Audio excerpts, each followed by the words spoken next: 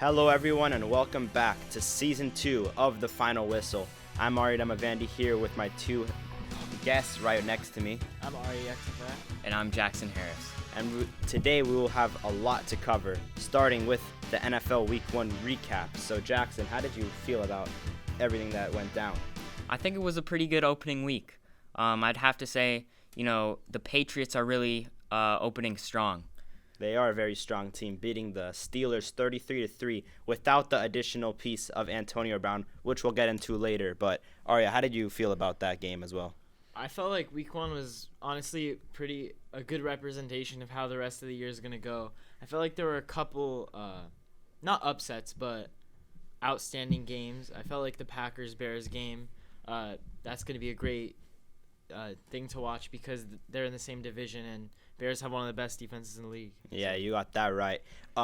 We can touch on one of my favorite teams, the Los Angeles Rams defeat the Panthers 30-27, which was a fairly interesting game because Rams never got to extend and get over the hump, which they'd like to do this week coming up in the New Orleans Saints. But additionally to that, Jared Goff was slightly off his A game, which he usually performs at.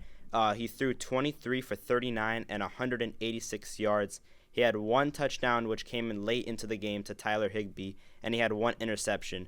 What did you feel about that game as a whole? I feel like Jared Goff is a pretty solid quarterback overall. Sometimes he has a couple games that he's a little bit off, but I felt like that was a great game. Panthers stayed in there, and Rams had a performance that I don't think was their best performance, but it was good enough to win it. A win is a win, especially in a hostile environment in Carolina. Getting the win on the road, they'll be back in the Coliseum this Sunday. And we can look into a star line player on the Rams, Todd Gurley, who had a lot of questions going in about his knee. Is he going to be the same? Is he going to be the same dynamic, explosive running back that he usually is? And he did fairly well. He had 97 yards on 13 carries.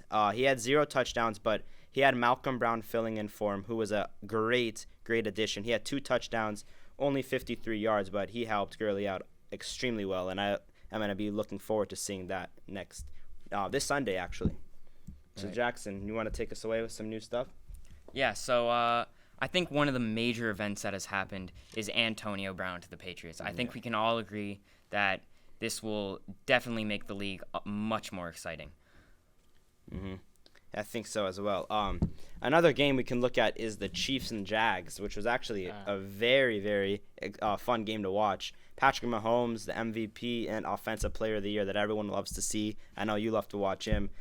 He had 378 yards and 3 touchdowns, which is pretty normal for him. He's a great quarterback. And Sammy Watkins, not Tyreek Hill, shined as well. He had slightly under 200 yards, 198 yards on 9 receptions with 3 touchdowns. He pulled the hat trick off. What do you think about that game? I think that was a great game. Patrick Mahomes is always one of the best quarterbacks in the league to watch, in my opinion. I feel like Patrick Mahomes last year, I was like, yeah, he's a great quarterback, but I was scared that maybe this year he wouldn't pull off the same performance he did last year, but so far he's doing great. Yeah, it was a fun game to watch. We can take it away now with the Week 2 preview. We have the Saints and the Rams, as I mentioned. We have a lot of anticipated games coming up that I'd like to touch up on. But first, Arya has some games he'd like to highlight for us. So I think the Vikings-Packers game is going to be a great game. They're also division rivals, so that's going to be very interesting to watch. I think the Eagles-Falcons game is probably going to be a pretty good game to watch. Chiefs and Raiders, that's going to be a good game because they're also division rivals. And previously, the Raiders beat the Broncos, so they're both fighting for the top position in their division. Yeah, everyone's going to be looking at the Patriots at Miami. Miami just got smacked across the face by the Ravens, 59-10. They just gave up at some point that game. We don't even want to touch on that. That was just a massacre. But what is going around is the Patriots and Miami have not been well at all. They lost last year to the Miami Miracle. You remember that insane play. Gronkowski almost made the tackle. He didn't make it, and the Miami Dolphins won that game late in the game at the buzzer, which was an insane game. We'll see if they can pull off some magic and win it.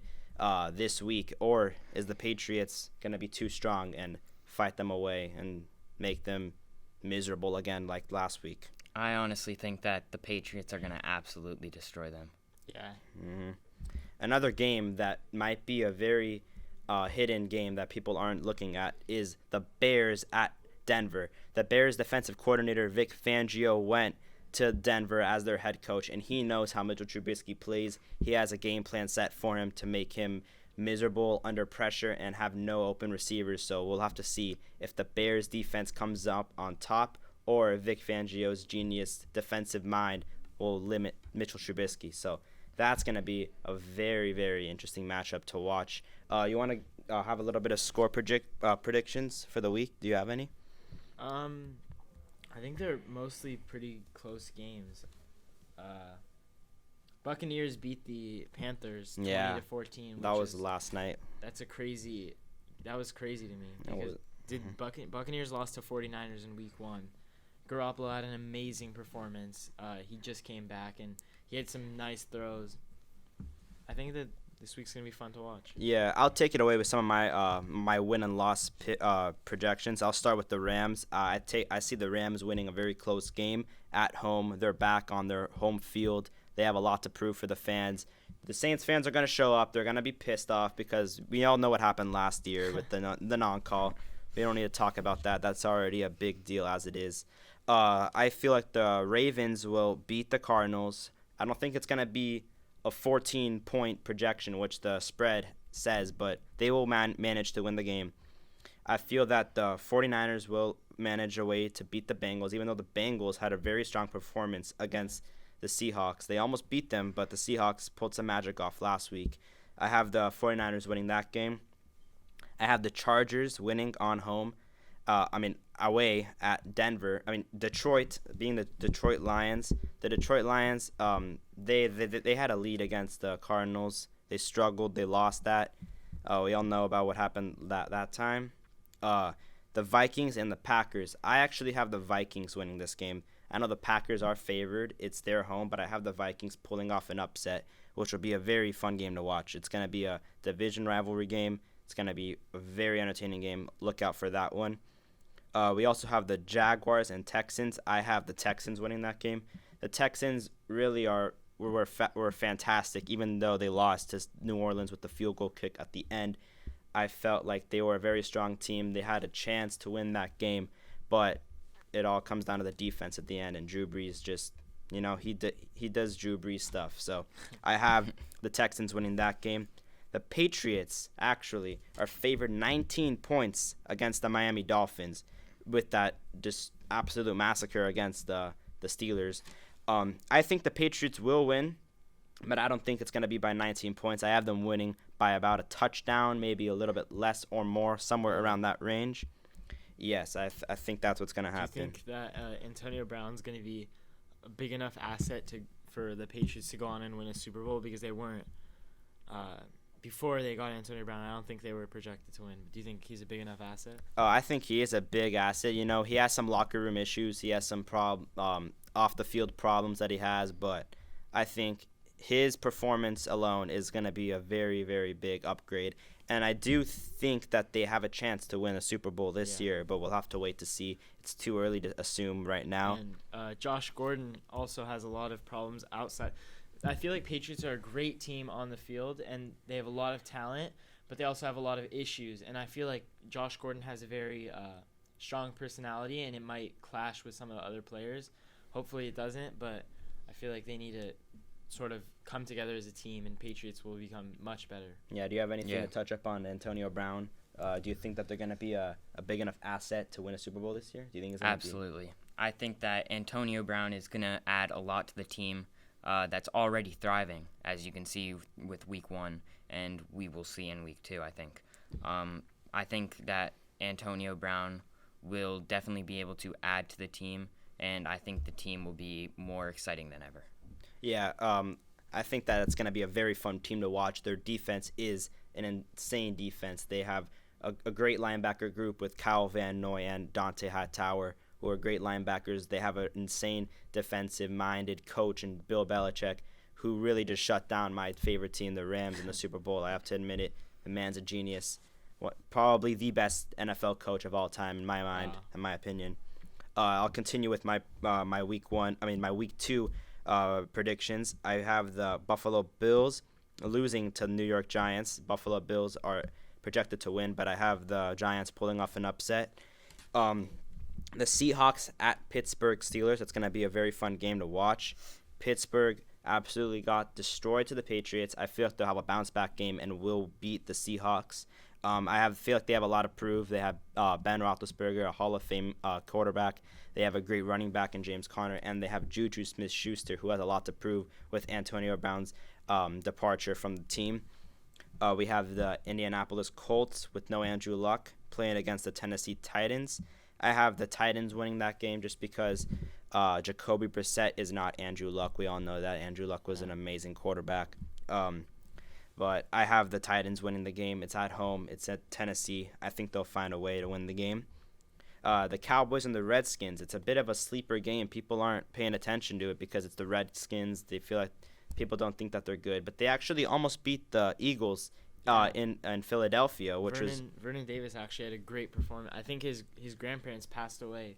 Grandpa passed away right before the game, and he had an amazing play. He broke about 4 tackles and got a 20-yard touchdown. Yeah, he played amazing. Probably the highlight of the week in my mind, that insane touchdown run. We all saw that. That was amazing. But I feel like the Redskins will actually upset the Cowboys. This is a very bold prediction. I feel like they might win by within a field goal. They're going to win very slow, a very slight game. But I have because these divisional games are always weird. You can't predict them for sure. Right. They're always different. So I feel like the Redskins will win. People probably will roast me for that, but I feel like they will win. The Chiefs and the Raiders, a very, very fun game to watch. Explosive offense in the Chiefs. And the Raiders actually had some spark last week, beating the Broncos. Yeah, it was a very fun game to watch. So, yeah, I have the Chiefs winning that game. Nothing really to talk about. Mahomes magic. He's going to do it. The Bears, Broncos. I'll tell you who I think will win that game, and I actually think the Broncos will beat the Chicago Bears. Wow. It's a very bold prediction as well. I feel like they're going to upset them at home. Vic Fangio is a great defensive mind coach. I feel like they're going to shut them down. Do you think that the Broncos' offense is strong enough to counter one of the strongest defenses in the league with the Bears? Think it's strong enough?